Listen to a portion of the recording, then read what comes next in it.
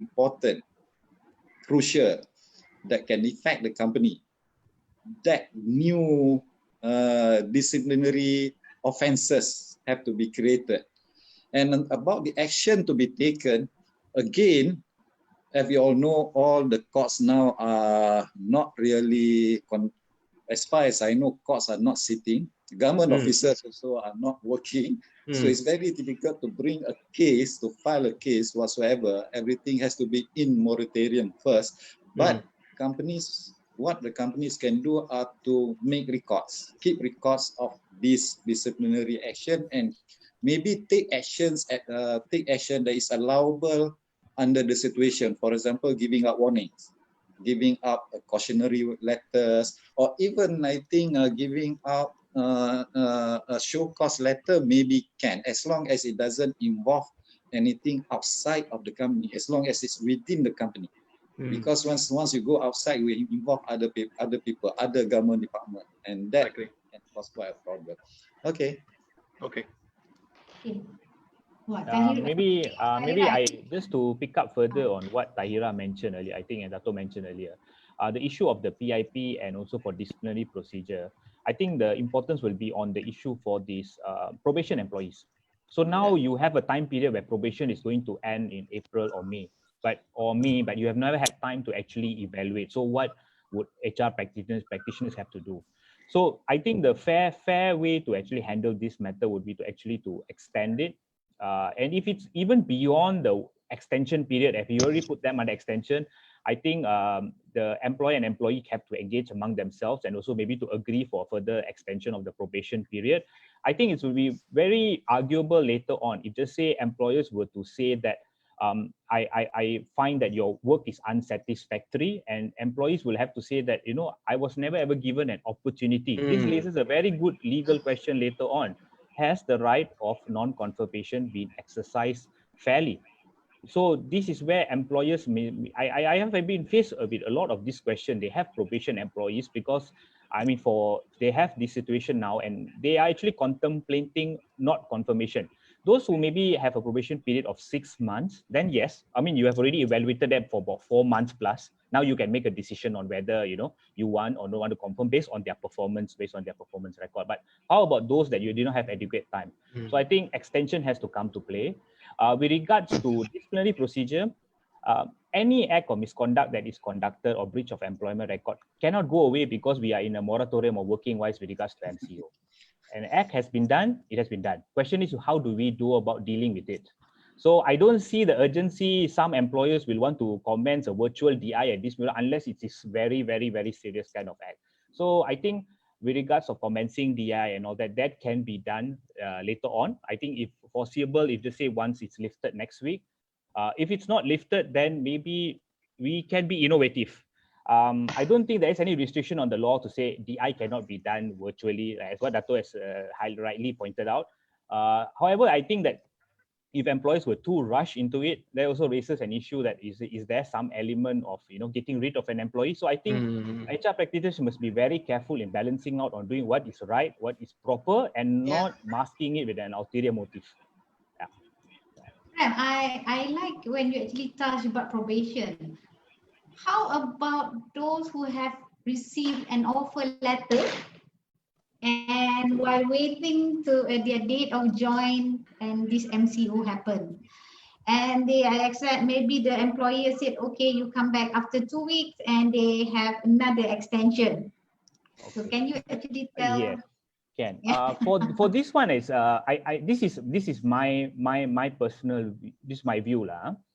This is actually a mix of employment and also contractual. I think IR has already made, Industrial Court has made few decisions before, whereby that where the date of commencement has not come into play, means that the employee has not reported and started work, it does not fall within the scope of Section 20 in the sense that employment has been terminated thereafter. So now you are in a legal limbo. I left my job in March, and then April I receive a letter to say that, sorry, we are not going to take it into account. I think employers need to realize that if you terminate or if you withdraw, they are using the terms of withdrawal or terminate. There are legal liability in a contractual aspect. But what is the degree of compensation payable? There's two ways to look into it. One of it could be an only purely notice period. And those contracts which are fixed term, you may even go after for the full contractual period, subject to the element of mitigation. These I believe these are legal cases that will come up post MCO, because I do notice that quite a number of this has happened before. So, and employers that have a start date, say for example on the 1st of April, please do not just sweep it under the rug and just say never mind lah, because MCO you don't start work. Technically, your date of employment has already commenced. Yes, then there is a question of whether have you reported back to work. Like that will be a legal argument that we will go to courts and argue upon, have you started or not started. My view is, if an employer wishes to defer with the consent of employee, defer the date, but do not ignore and say that because we are on MCO, you are not my employee yet. Contractually, you have provided a date. The contractual effect, it has taken effect, and a contractual perspective. Yeah, agreed. Yeah. Interesting topic there. Okay, who's next? Okay. Moving on to the next question. Next question. Okay. Yeah, legally, what are the options that an employer could take to manage the impact of the MCO?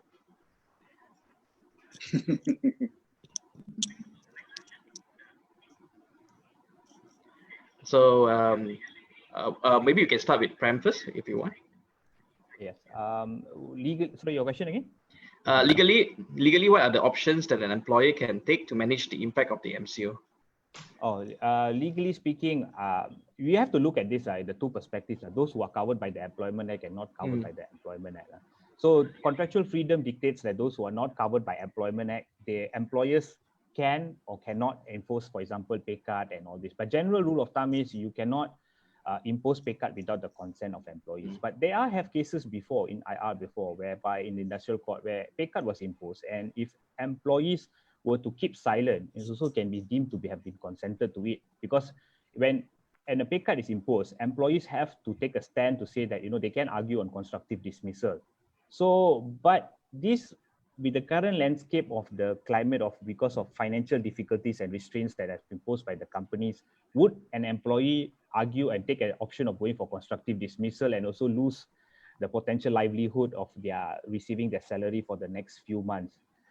Steps that can be taken by the employers other than this is actually to go for unpaid. I would always propose that go on a revision basis, but providing a factor in later to recover back on the payments. That I think will be easy. I think a lot of people have going into pay cuts or reduction without actually providing an avenue to say that it's left open-ended. That is something that I find a little bit troubling, because you are imposing a pay cut for example, for this reason because you have no revenue. But I find it that a lot of the things that have been going on in social media and all that to say that, okay, we impose pay cut, but there's no time period. So it has been an open-ended pay cut to be a forever kind of thing. I think like Tahirah has already mentioned clearly, some people are taking advantage of it. So I find it very confusing that why would you go on that basis? Because so it looks like there's something that's not done correctly, unless, so that's where I think that these are the things that I think employers and HR should actually address on this issue, because are you imposing a cut in perpetuity or are you just entering for an interim period? Okay. So yeah, that's the thing. So and cost-cutting measures, I think I didn't want to emphasize and share with everyone on all employers' basis before you start on pay cuts. What other steps have you ever taken to do cost-cutting measures with regards to allowances or maybe expenses and all that? Because we cannot deny the fact that retrenchment will happen for some industry and some companies. This is a fact. We wish not to happen, but can see from the news there are companies that have closed down. So the companies, before reaching, if they are to go before retrenchment, they have to implement all these kind of steps and costs. There must be a certain type of protocol, or at least a checklist that HR must be aware before they actually exercise the retrenchment. So these are I think I would be able to share, but I think I would like to focus back on that pay cut thing. So impose it and put a time period, not make it open-ended in perpetuity. So I find that very distressing when I do see that going on social media. People are sharing that their letters. So I find it very odd where did that came from, that is perpetuity kind of pay cuts. So I can see Tahirah is smiling. I think she has some points to add, I think, on this. For me, my story is about laying off or retrenchment. When you lay off or you retrench staff, laying off and retrenchment is a matter of statute, the strange thing is there are companies which are laying off and retrenching staff in the guise of a performance issue. No, seriously, if you have problems and you need to lay off your staff because you can't afford to pay them, then just tell them that, you know. But there are people, there are business owners who are actually using a staff's performance issue to terminate the staff. I mean, to me, it looks like termination simpliciter. Doesn't even look like retrenchment. Because when you talk about retrenchment, first of all, a statutory matter, you've got to comply with the 30-day ruling. You got to fill up the form. And then there are 2 more stages where you have to go through. This one, they will just give a letter like 3 days before and says, okay, your employment shall cease with effect from 1st of April. And then that person will be like, huh, what's going on? And then when he or she asks the employer turns around and says, oh, because your performance during your probation period has not been satisfactory. Or has, somehow downgraded somehow. So I'm like, okay, for me, this can be challenged. If you're really facing economic stress, if you're really cash strapped, you can't pay your employee, just say so. Sebab kalau you use the excuse of a performance appraisal that the person's performance has gone downhill, then the person can challenge you back by asking, excuse me, how come I was never counseled? How come I was never given a chance to improve? I was never put on a PIP. I was never even told, never even forewarned that this has happened. Okay? So coming back to your question about the legal things that we can do, I rasa first of all, if you need to do anything which has to do with the contract of the staff, please do it legally lah. Please comply with the law. Secondly, more on a human resource matter, it is very useful to have policies in place. Even now, because we do not know when the MCO is going to be lifted, whether it's going to be 28th of April or whether it's going to be past Raya, we do not know. So even now, okay, what business owners can do, you do not need to be an MNC. You can be a small business owner yet come up with policies, okay? First, have a proper COVID policy, or you can call it an outbreak policy lah. Inside that policy, you should have number 1, a proper SOP of what you will do for your employees and what employees have to do as a matter of obligation during outbreak cases. You know, it includes everything from, you know, keeping themselves healthy, hygiene measures, sanitizing measures. At the same time, you also need to have a crisis communication policy. Bukan susah sangat. Whether you are communicating by WhatsApp, the frequency of communication, the contents of what you want to communicate. Benda-benda macam tu, policies kena ada. Because these policies are not supposed to be like, okay, something you fall upon if the employee breaches it. It is more of a guidance for the employee so that they know. Because at this moment, there's a lot of uncertainty. So at least a policy is like something which is certain that people can use as a guideline. Employees can use as a guideline. Lagi satu, if you have to lay your people off, offer to find them alternative ataupun new jobs lah. Because despite the MCO, there are many companies which are hiring. My company is one of them. There are various other companies who are hiring. Kalau you have to let go of your people, sekurang-kurangnya tolonglah cari, you know, or maybe you can just highlight it on social media, you know, and say, you know, I'm laying off my people, they have this expertise, they have this experience. You know, if you're looking towards hiring, please, you know, consider my people. At least, you know, be a responsible employer. That's what employees would like to hear. Because this situation will be over. Once it's over, you may need that employee back. You may never know. Sebab selalu kita dengar employee shouldn't burn bridges with the employer, betul? Tapi employer juga shouldn't burn bridges with the employer because one day you may need your employee back. Kalau you treat your employees in a very, you know, unfair or very cruel manner at the moment, or you just dismiss them or dispose of them like assets, I think next time kalau you come to offer double salary pun dia tak nak balik because you are treating them like things instead of people, you see? Understand. Okay, how about Dato? We have one interesting question in your Facebook, Edwin. Yeah. I think Mr. Y asked, I think this is for Tahirah, I think it's from your earlier statement.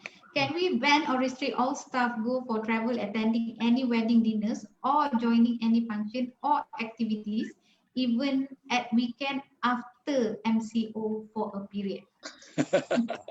This is not during, that's why this is interesting. After MCO. So it means if the government interrupt this MCO, can a company have that kind of restriction? Dia ada dua perkara lah kat sini. Satu, kalau let's say even after the MCO is lifted, but the government has issued directives or regulations to state that social distancing still has to be observed, then the company may adopt that directive into their policy. Tapi kalau tidak ada, okay, if things go back as normal, we can mingle and travel as normal. For a company to actually put in that kind of restriction, it's actually tak boleh lah. It goes against the federal constitution, I believe. Especially if it's a personal travelling. Kalau my weekend is my time. Kalau I nak travel pergi mana-mana and then boss kata tak boleh, I will ask, kenapa pula tak boleh? Because you're restricting my freedom of movement. Unless kalau ada either a government restriction ataupun maybe there's some reason why we cannot go to a certain country, then okay lah. Tapi kalau business travel is different. Kalau business travel, for example, if somebody wants to go on a trip somewhere, which is supposed to be paid for by the company, and then the company tak bagi, itu lain. Sebab company is paying for that trip. Kalau business is solely at discretion of the company. That's why the question very interesting because after tak boleh lah unless government ada buat there's a law regarding that. Kalau tak ada law tak boleh. I agree with that answer. Agreed with that answer, betul. Betul ya. Macam-macam soalan. Come back, I think we have several questions to go, right? Yeah. Talking a little bit about bantuan prihatin here. Bantuan prihatin by case. It was announced actually twice, right? The first term and the revision. Yep. One, I think the second one have to more better in terms of they put in category, more clears and all that. But for can after all this, I think the question that arises from the employer, can their salary due to this bantuan prihatin be renegotiated and deducted? What are the legal complications if they refuse? This one I received quite numbers of questions, right? Because some people just into that into that bowl or that glass. So what do you think, Tahirah, on this? Before we go to Prem, I know Prem have to answer for that, but I want to go to the employer first. I believe this bantuan prihatin ni dia ada dua condition. Satu condition is that the employer must have suffered at least 50% losses, and then the other condition is that this employee is being put on unpaid leave because the company cannot afford to pay their salary. Isn't that right? So kalau the company can afford to pay, the company is not making losses, tapi hanya kerana nak menerima bantuan ni, they asking the employee to enter into a contract. Just this is fraud lah. Kalau tu it sounds very, very fraudulent to me. It's like unjustly enriching yourself because you can afford to pay.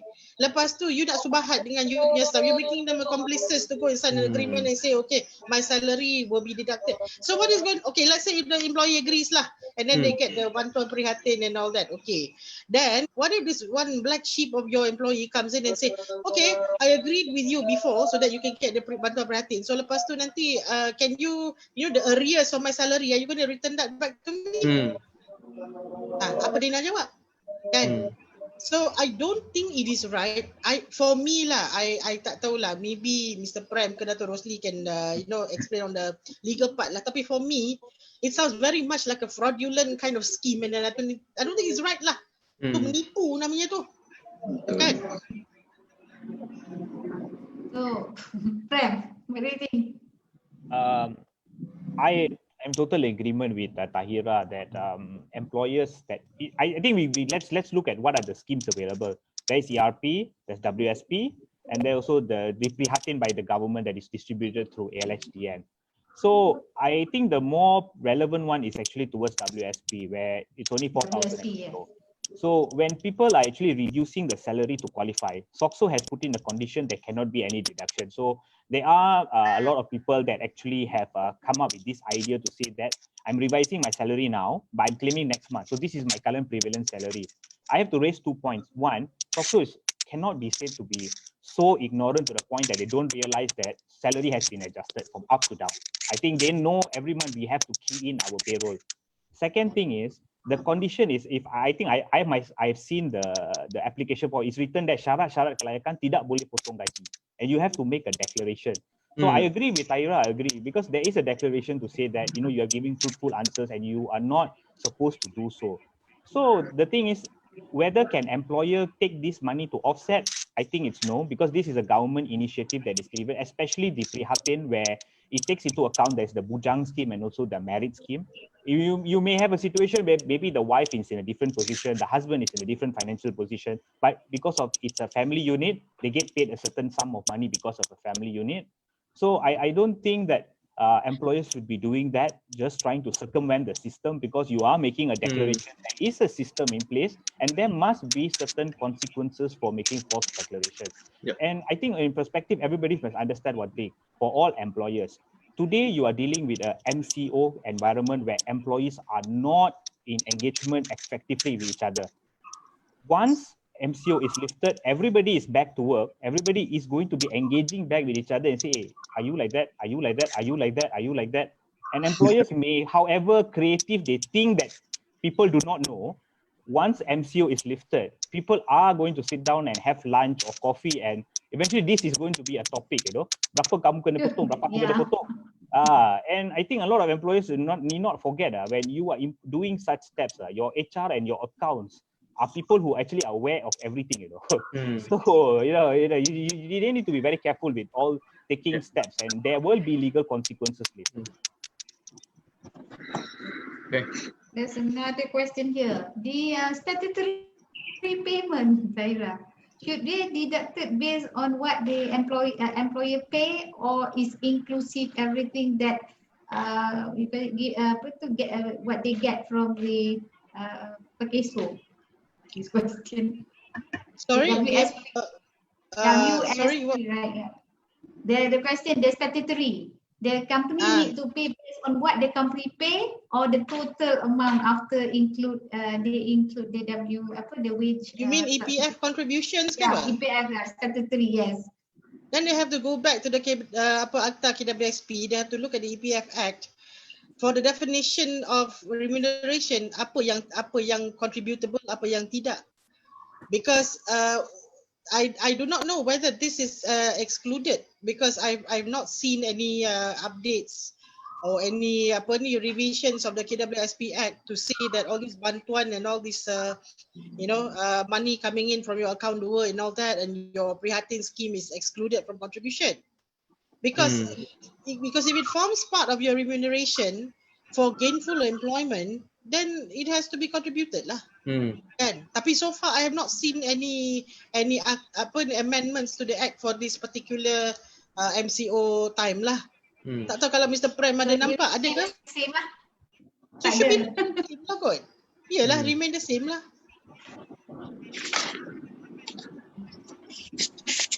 Okay, we have 6 more minutes. Do you want to add anything on this? I have one question for you. Okay, go to the question. Go to the question. Frustration of contract and forced merger. Does it applicable in this situation? Frustration of contract. I suppose it depends on what sort of contract it is. Maybe boleh apply dalam situation of a contractor, contract for service whatsoever, macam gitu, maybe more relevant. Yeah. Tapi dalam situation of contract of service, employee punya relationship, I don't quite see how you can say that contract has been frustrated, because there are so many, because like I said just now, the relationship arises about contract. Everybody has got rights and interests, and how does this situation actually affect respect the rights and interests of the contracting parties under the circumstances. Because I cannot imagine the situation how it can be affected, because this is only temporary. Dah habis besok balik, sambunglah kerja balik. You know, it's not like a permanent thing. Okay, you cannot function anymore. The function is not there anymore. Tak boleh buat lagi dah. So it depends on situation, I would say, but generally not that relevant to the situation as it is now. Generally, I'm talking generally here, unless there is a specific example of a situation. Okay. Okay. So dah tahu lah pendapat yang lain. Yes. Okay, just to simplify for people out there, force majeure is actually a creation of contract. So force majeure means that when you have a situation like this of, say, for example, an outbreak, it must be specifically provided in the contract. I don't think in any Malaysian contract there is a specific provision for this, because nobody has foreseen this to happen.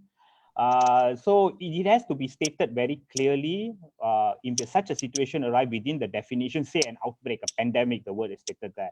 Then thereafter comes to the obligation of the parties. What happened? It's not doesn't mean that force majeure automatically means that the contract is terminated. There is a resulting clause to say what are the obligations parties or parties thereafter. Then, so in employment contract, I highly unlikely there is such a thing. The other one is actually frustration. Frustration, I think in simple words, you can just put it for everyone to understand, is impossibility to perform. So in the current landscape, you cannot say it's impossible to perform, because once MCO is lifted, you can perform your employment contract. Only for the current period, you cannot perform to the extent that some people are able to work and from home. Then you have to look at the general perspective. Essential services are still allowed to operate. Yes. So that's where impossibility and frustration actually takes to place. So for employment contract, neither it is. Even in commercial contracts, it's very hard to be applied currently, unless we are talking about another 6 more months. And God forbid, they have to go for such a long period, then yes, frustration may come into play. But for employment contract per se, force majeure will not be applicable unless there is a specific clause to address that. Picking up on this further, there are situations whereby employers can provide for this in the future, in the sense that if handbook, you can cover a future situation of a shutdown. Shutdown in the sense that why I use this word is because in the factory, especially those collective agreement with union, they have covered these issues because they have a situation where factory cannot operate. So what happens during this time? So if the shutdown clause is expanded to include forced government closures in the future, then the rights and obligation of all the employer and employee will be provided in such clauses. So employers, please don't jump into amending the handbook this for next month. It just takes some time to do so. It's not next month per se. You can implement and say our employment terms have changed, that we are providing this, that is all going to be unpaid.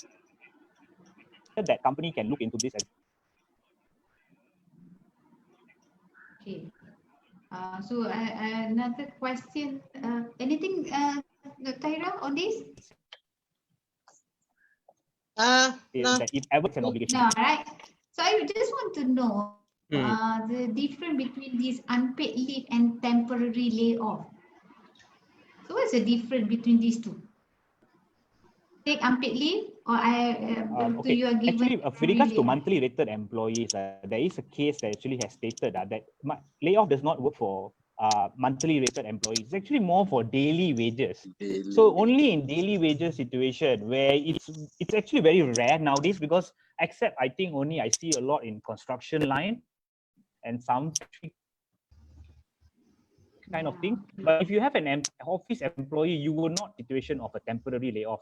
Please, employers beware. If you decide to say that I temporarily lay off you for 3 months and use this term for monthly rated, salary is still due and payable. The say it's still there. So that's why that you have to use other alternative methods. So that's why the whole concept of unpaid leave has come into the picture. Layoff is not applicable for monthly rated employees. Can you give a specific, definition so the employer can really see, okay, how to actually segregate or how to put my employee into this category?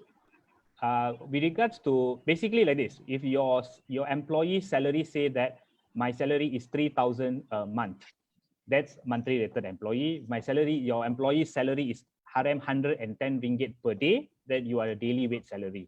The Employment Act for regards to layoff clearly states that in the regulation that where if you do not provide work to an employee for 12 working days, if I recall correctly, that deemed layoff has come into effect. So this is actually the creature of the contract during the previous times where people used to work on a daily wage. And I think our society actually has progressed to the extent that it's very rare to be seen in effect, but I have seen a lot for the construction employees, which actually come into play now. What does happen during this period? Daily rated employees must still be paid no lesser than the minimum wage.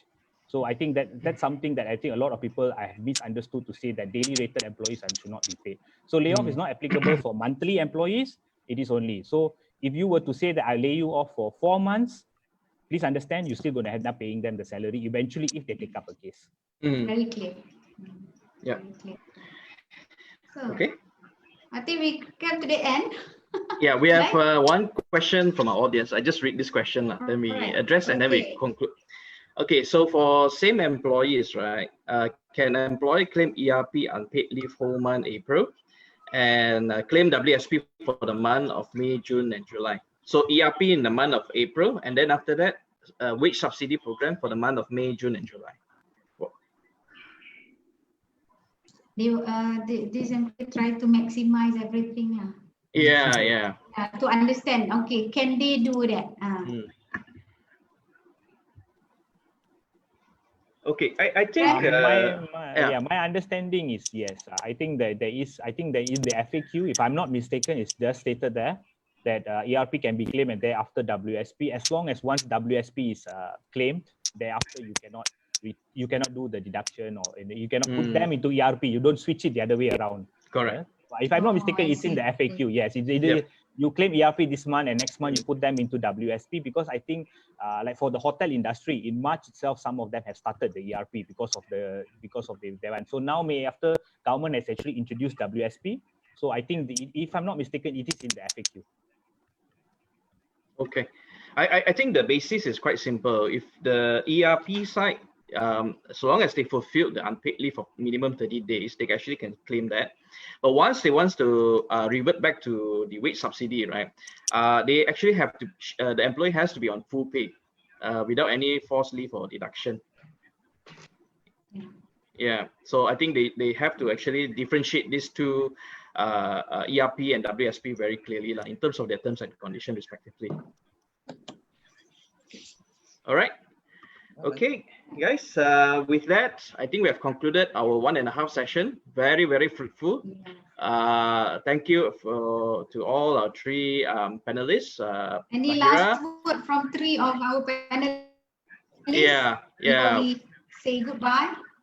Yep. Okay, just want to say, just want to conclude what I'm saying just now. Okay, under the circumstances, there are options what employers can do as regards to their employees, and whatever option that they take, their legal implication to it.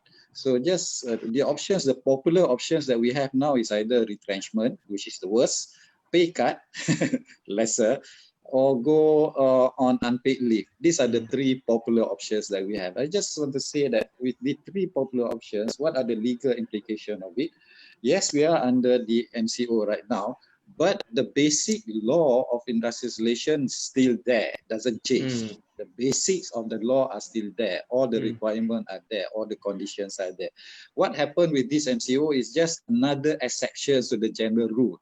It's just another exception. So, just like any other exception, there must be justification for the application of that exception. So there must be circumstances or situation that would justify that application of the exception. So for employers, they have to actually look out for, have to actually be careful that they are within the exception. There are circumstances that justify them to be in that exception when they are taking any one of these actions. For example, retrenchment. So under what circumstances you can retrench a person, all the justification, all the paperwork, all the thing that you need to prove. Similarly with the other two. So that's what this is all about. I think what we are talking. All this is my conclusion to that. Okay, right. Thank you. Thank you, Dato. I think for the past 1.5 hours, we have actually listened to this. It's always about coordination, right? Accept, adjust, make adjustment have to be made, engage our people, always go back to the fact, numbers and fact, and numbers and fact, record, and be transparent in whatever that we do. Because at the end of the day, both of parties, either employer or employee, need to have empathy from one another to ensure the sustainability of business and also the employment. I think with that, thank you very much to all our panelists today. Thank you. Thank you, Arvin. Hope to see you next time. Okay, bye-bye. See you then. Bye-bye. Take care. Bye. Bye.